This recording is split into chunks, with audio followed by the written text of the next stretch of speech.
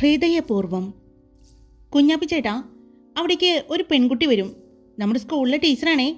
ആദ്യമായിട്ട് വരുന്നത്. വടക്കാഞ്ചേരിയിൽ നിന്ന്, തൃശ്ശൂർ വടക്കാഞ്ചേരിയിൽ നിന്ന് വരുന്നത്. ഇവിടെ അധികം പരിചയമൊന്നുമില്ല. നമ്മുടെ മാഷിൻ്റെ വീട്ടിലേക്കാണ്. രാത്രി നമ്മുടെ കൃഷ്ണയിൽ വരാൻ നിൽക്കുകയാണേ. അപ്പോൾ അതുവരെ ആ കുട്ടി അവിടെ നിൽക്കട്ടെ കേട്ടോ.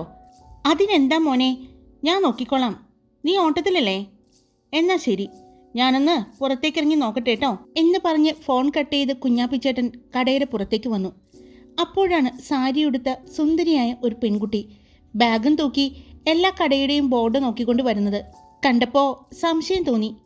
കുഞ്ഞാപ്പിച്ചേട്ടൻ ഒന്ന് ചെറുതായി പുഞ്ചിരിച്ചതും ആ പെൺകുട്ടിയും ചിരിച്ചു. ലക്ഷ്മി ടീച്ചറല്ലേ? അതെ. കുഞ്ഞാപ്പിച്ചേട്ടൻ?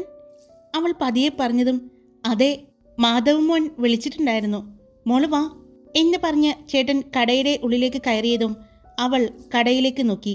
അത്യാവശ്യം ചെറുതും എന്നാൽ നീറ്റായിട്ടുള്ള ഒരു ഹോട്ടൽ പോലെ തന്നെ തോന്നുന്നു.